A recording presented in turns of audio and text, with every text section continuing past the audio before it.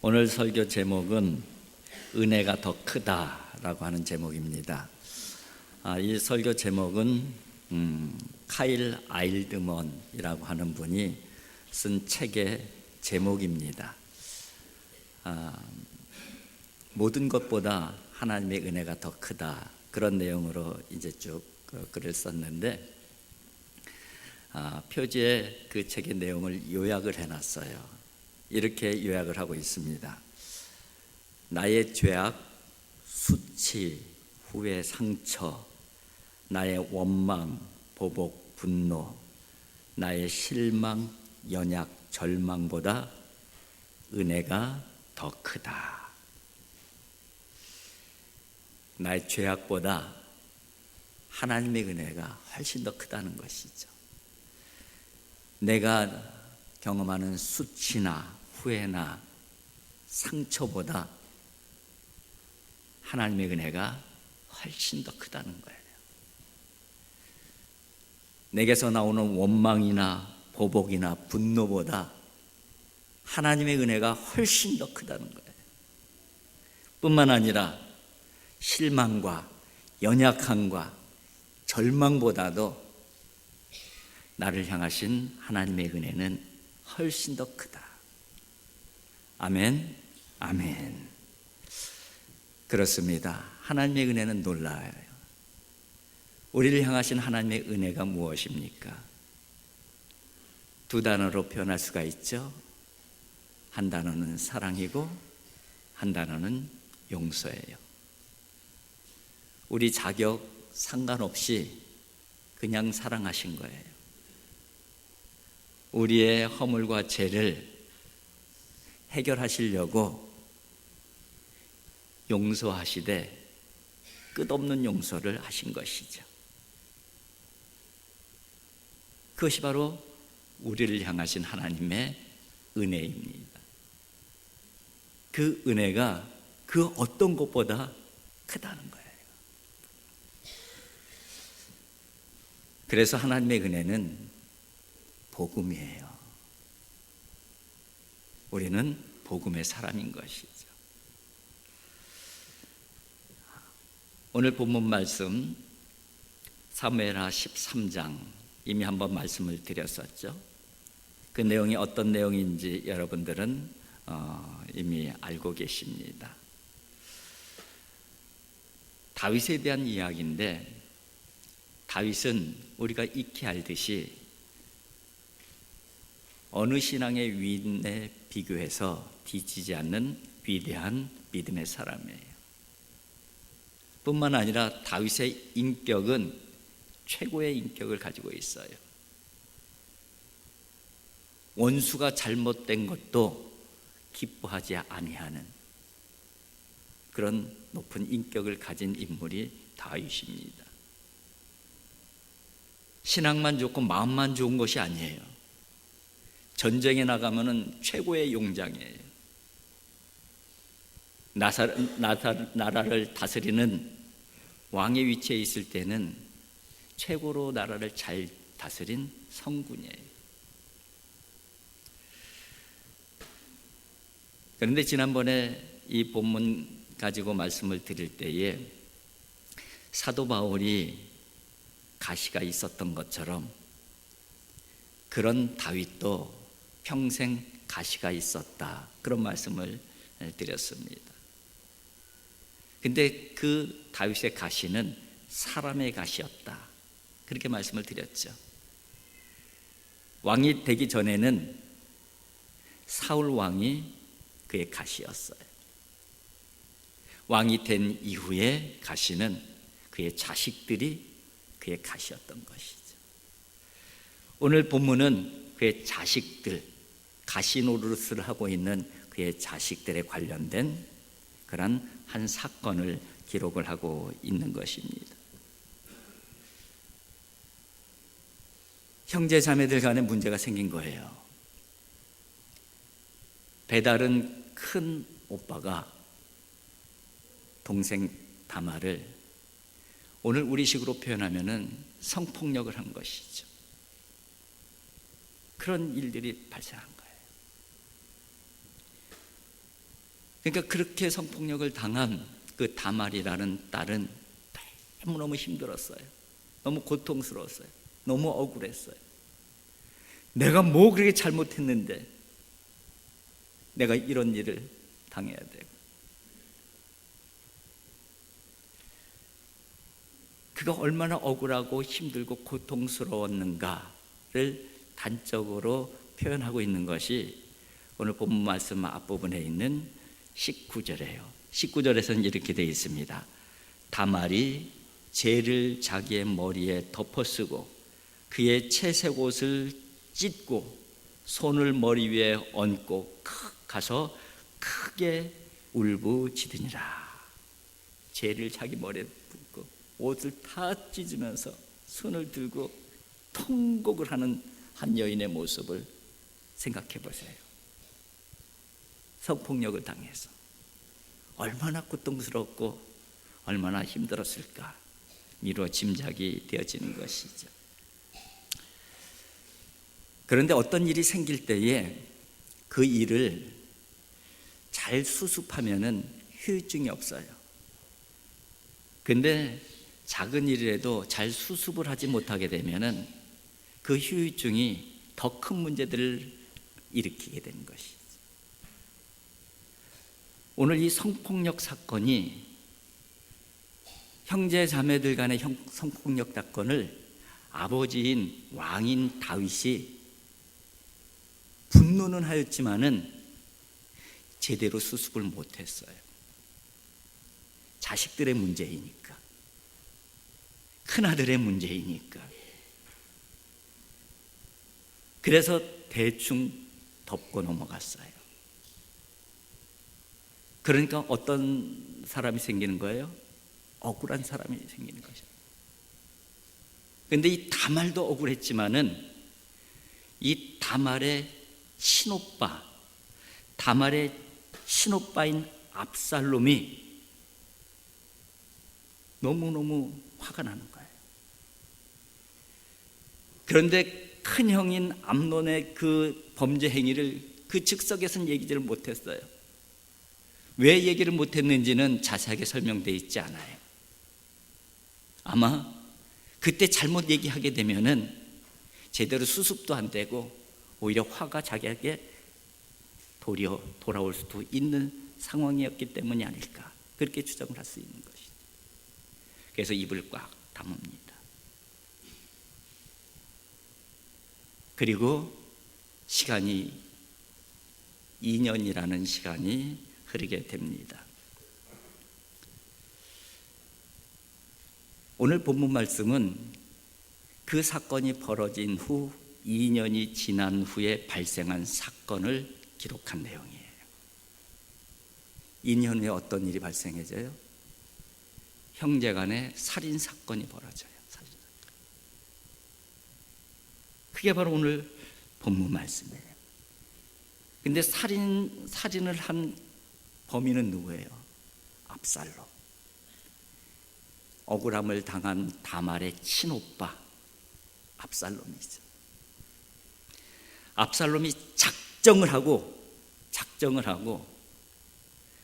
큰형 암논을 죽이려고 작정을 하고 계획을 세우는 거예요.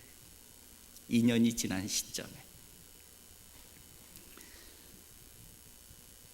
하루는 압살롬이 아버지 다윗 왕에게 찾아왔습니다.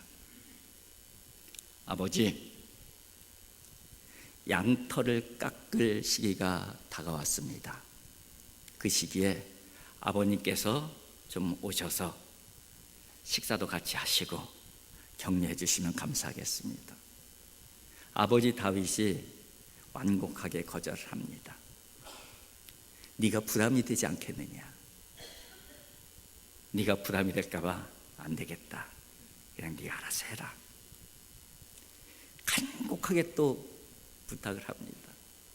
그게 안 되니까 그러면 아버님 대신 큰형님이라도 이 양털을 그날 와서 같이 잔치도 하고 같이 격려도 해주셨으면 좋겠습니다. 이 목축을 하는 사람들에게 양털을 깎는 시기는 우리로 말하면은 김장철 정도 되는 거예요. 김장철. 우리 옛날에, 요즘엔 좀 그런 것이 드물지만은 옛날에 김장을 하면은 수백 포기씩 김장을 하고 친척들도 부르고 이웃들도 불러서 같이 김장하고, 그죠? 그리고 돼지고기 삶아서 먹고, 그게 잔치 분위기로 하잖아요. 그 양털 깎는 게 그런. 그래서 아버지가 하도 간곡하게 부탁을 하니까 이 큰형에게 그럼 너라도 가서 참여를 해라. 그래서 그 자리에 암논이 참여한 거예요. 근데 이것은 뭐예요? 철저하게 계획을 세운 것이죠. 그리고 그의 하인들에게 암논이 오면은 지도새도 모르게 죽여버리라는 명령을 내리는 것이죠. 그렇게 큰형인 암논이 압살롬에 의해서 살해를 당합니다.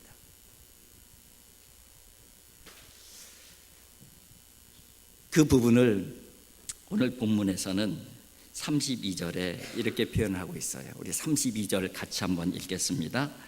다윗의 형 시므아의 아들 요나답이 아뢰어 이르되 내 주여 젊은 왕자들이 다 죽임을 당한 줄로 생각하지 마옵소서. 오직 암논만 죽었으리이다. 그가 압살롬의 누이 다말을 욕되게 한 날부터 압살롬이 결심한 것이니이다. 이 압살롬이 왕자들을 죽였다는 소문이 누구한테 들린 거예요? 아버지 다윗한테 들렸는데, 아버지는 이 압살롬이 모든 왕자들을 다 죽인 줄 알았어요. 그래갖고선 오늘 본문에 보게 되면은 옷을 찢고 나뒹구르면서 막 통곡하는 내용인 모습이 나와요. 그렇잖아요. 그런데 그의 형 시므아의 아들 요나답이 그 사실을 정확하게 다시 알려주는 것이죠. 왕이시여, 왕자들이 다 죽은 게 아니고 바로 암논만 죽었다고 합니다. 암논이 죽은 이유는 2년 전에 바로 그 성폭력 사건 때문에 압살롬이 작정하고 저지른 일인 것 같습니다. 그렇게 보고를 하는 거예요. 저는 이 본문 말씀을 묵상하면서 이런 생각을 해보았습니다. 제가 아주 존경하는 목사님이 계셔요. 그런데 그 목사님의 가정에서 이런 일이 발생한 거예요. 자식들 간에 성폭력 사건이 일어나고 고소고발하고 살인 사건이 일어나고 난리가 난 것이죠. 이건 가상한 거예요. 가상, 실제가 아니고. 그러면은 내가 그토록 존경했던 그 목사님을 계속 존경할 수 있을까? 그런 생각을 해봤어요. 저는 존경할 수 없을 것 같아요. 아니, 그분의 신앙도 의심할 것 같아요. 이런 정도로 큰 사건이 그의 가정에서 일어났다고 하면은 그분의 인격도 의심을 할 것 같아요. 제대로 믿음이 있는 분이라면은, 제대로 된 신앙 교육을 시킨 사람이라면은 어떻게 자식들 사이에서 성폭력 사건이 일어나고 살인 사건이 일어나고 어떻게 그런 일이 일어날 수가 있겠어요? 어떻게 이런 참담한 일이 믿음 생활 잘하는 그런 사람의 집안에서 일어날 수 있겠는가?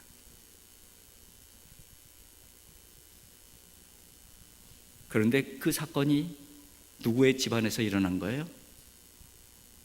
우리가 그토록 신앙을 우러러보고 있는 다윗의 가정에서 일어난 거예요.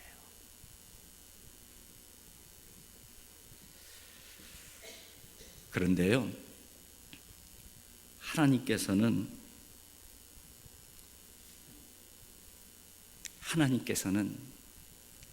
다윗을 향한 은혜 언약을 거두시지 않아요.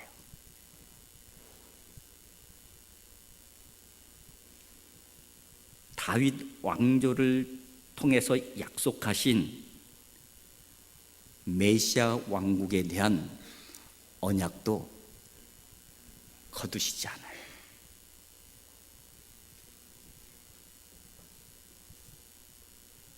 이 사건으로 말미암아 다윗과 그 자식들은 마음에 깊은 상처가 생겼을 거예요.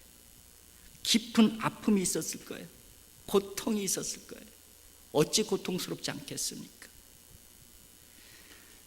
하지만 여전히 하나님은 다윗의 혈통을 통하여 하나님의 구원을 이루셨고 하나님의 은혜를 베푸셨고 하나님의 사랑을 보여주셨다는 거예요.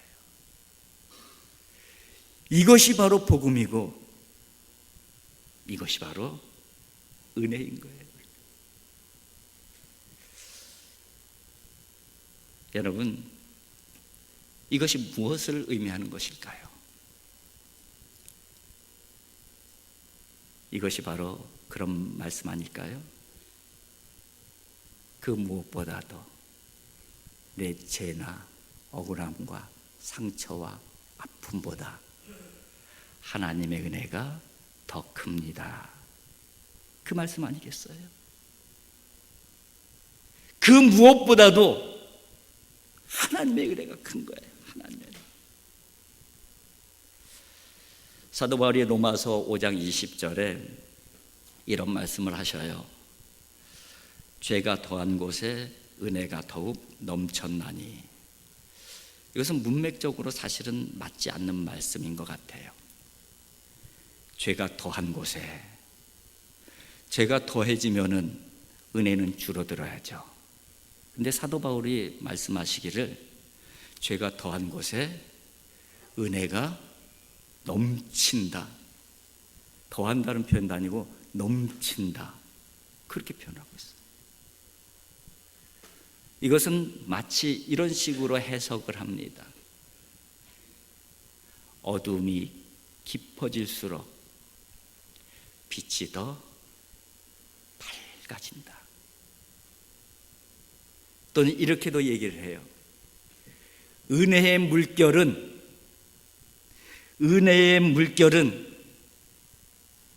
죄의 물결보다 훨씬 더 위대하고 풍성하고 능가하는 물결이다. 은혜의 물결은 죄의 물결을 완전히 덮을 수 있을 만큼 크고 위대한 물결이라는 거예요. 오늘 이 로마서의 말씀, 죄가 더한 곳에 은혜가 더욱 넘쳤다. 이 부분은 은혜에 대한 우리의 이해를 더 넓혀주고 있어요. 우리가 보통 은혜를 생각할 때에 죄의 요소, 어둠의 요소, 불의의 요소, 이런 것들이 없는 것을 은혜라고 생각을 할 때가 있습니다. 그런데 그것을 성경의 은혜는 그것을 훨씬 더 뛰어넘어요.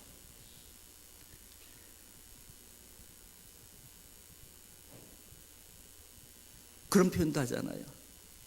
저 교회는 은혜가 있는 교회야. 저 교회는 은혜가 없는 교회야. 여러분, 어떤 기준으로 그렇게 말씀하셔요? 은혜가 없는 교회다 그렇게 얘기할 때에 보통 뭐를 보는 거예요? 그 안에 어둠의 요소가 보여, 죄의 요소가 보여, 불의의 요소가 보여. 그럼 우리는 어떻게 표현해요? 은혜가 없는 교회야. 그런데 은혜는 죄를 보는 게 아니에요. 은혜는 어둠을 보는 게 아니에요. 은혜는 불의를 보는 게 아니에요. 설사 거기에 어둠이 있다 할지라도, 거기에 불의가 있다 할지라도, 거기에 죄가 있다 할지라도 거기에 하나님의 사랑이 있으면 그게 은혜예요. 거기에 하나님의 용서가 있으면은 그게 바로 은혜가 있는 거예요. 더 솔직하게 얘기해 볼까요? 죄가 없는 곳이 어디 있어요? 어둠이 없는 곳이 어디 있어요? 불의가 없는 곳이 어디 있어요? 죄가 없는 사람이 어디 있습니까? 어둠이 없는 사람이 어디 있어요? 불의를 행하지 않는 사람이 어디 있어요? 그것이 우리의 은혜를 결정하는 것이 아니에요. 우리가 은혜로운 사람이라는 것은, 우리가 은혜의 사람이라는 것은, 우리가 은혜로운 교회라는 것은 우리에게 하나님의 사랑이 있고 하나님의 용서가 있기 때문이에요. 하나님의 사랑과 하나님의 용서는 그 어떤 죄도 충분히 덮을 수 있기 때문에 그래요. 하나님의 사랑과 용서는 그 어떤 불의도 다 덮어낼 수 있기 때문에 그래요. 그래서 사도 바울이 죄가 토한 곳에 은혜가 넘친다는 그런 고백을 하고 있는 거예요.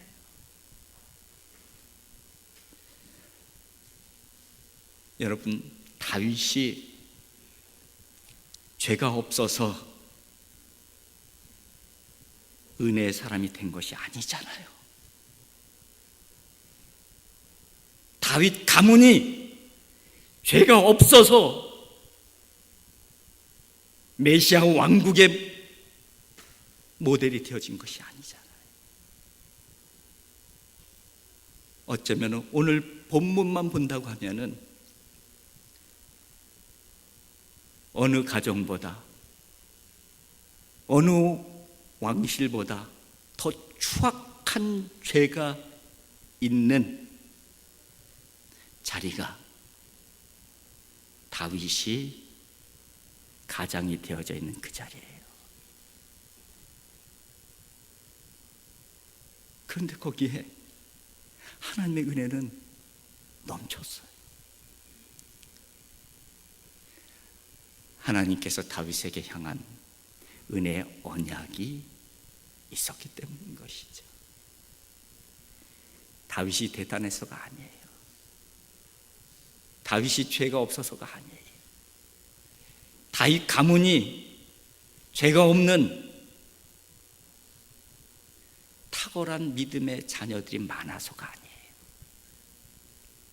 하나님의 언약과 하나님의 사랑과 하나님의 용서가 거기에 있었기 때문에.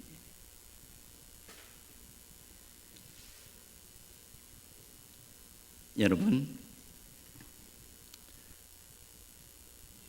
이제 우리의 얘기를 한번 해볼까요?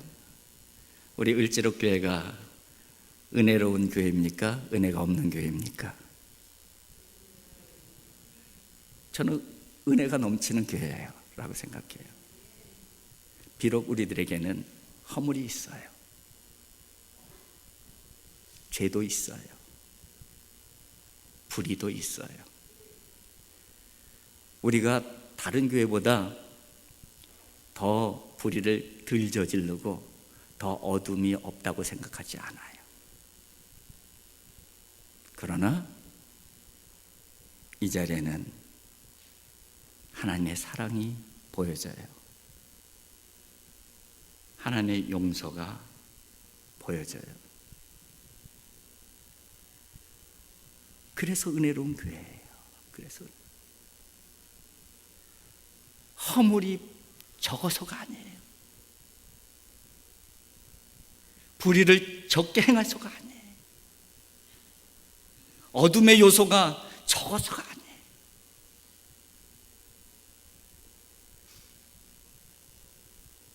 은혜의 결정은 사랑과 용서예요. 하나님의 사랑이, 하나님의 용서가 우리에게 있기에 우리는 은혜로운 교회인 거예요. 배우이자 이 권사님이시기도 한 김혜자 권사님을 잘 아시죠? 이 김혜자 권사님 일화를 하나 소개해 드릴 텐데, 이분이 그 난민들, 이제 기아에 허덕이는 이런 그 아프리카 이런 지역에 많이 봉사를 다니시잖아요. 그런데 아프리카 라이베리아라고 하는 곳에 의료봉사팀하고 이 김혜자 권사님이 같이 이제 봉사를 갔는데, 그것은 내전으로 말미암아 수십만이 죽고 인구의 절반 이상이 난민이 된 나라입니다. 근데 거기 이제 봉사를 갔는데 정말 다 허물어져가는 흙집에 들어갔어요. 근데 한 30대 여성이 꼼짝도 못하고 누워 있는 거예요.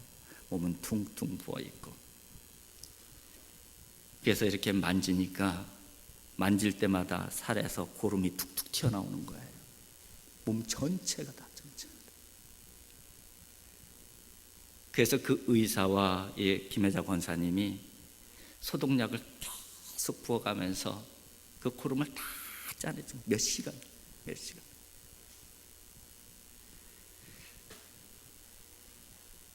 그렇게 다 닦아내고 나니까 그 여인이 그렇게 얘기하더래요.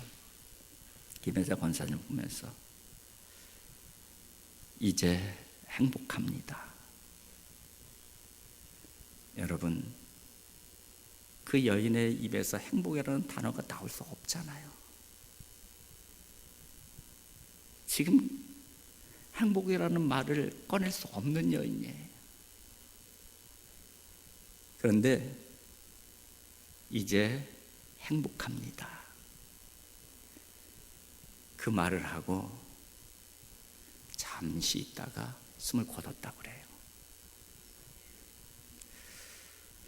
김혜자 권사님이 그 이야기를 하면서 이런 이야기를 하더라고요.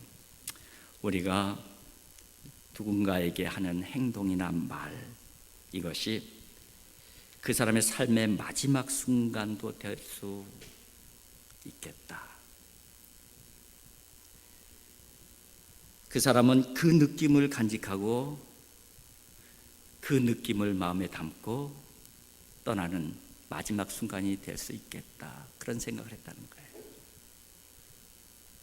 여러분, 우리의 작은 행동 하나, 우리의 작은 말 한마디가 어떤 사람에게는 처음 듣는 행복의 소리일 수도 있고 마지막으로 느껴지는 사랑의 소리일 수도 있어요. 여러분, 바로 이런 사람이 은혜의 사람이 아니겠습니까? 바로 이런 자리가 은혜의 자리가 아니겠어요? 왜 이런 사람이 은혜의 사람이고 왜 이런 자리가 은혜의 자리예요? 선을 행해서? 그게 아니잖아요. 김혜자라고 하는 그 사람은 하나님의 은혜가 있는 사람이에요. 하나님의 은혜를 가지고 남들이 안 가는 그곳으로 간 거예요. 그리고 자기가 받은 은혜를 작은 사랑의 손길로 뻗어준 거예요. 그것뿐이에요. 근데 거기에 뭐가 있는 거예요? 하나님의 사랑이 있는 것이잖아요. 그래서 그 사람이 은혜의 사람이고, 그래서 그 자리가 은혜의 자리가 되어지는 것이에요. 여러분, 저와 여러분들은 은혜의 사람들임을 믿습니다. 하나님의 사랑이 있는 사람들이에요. 하나님의 용서가 있는 사람들이에요. 저와 여러분들이 있는 그 자리가 하나님께서 함께 하시는 은혜의 자리가 되어질 수 있기를 주님의 이름으로 축복을 드립니다. 기도하겠습니다.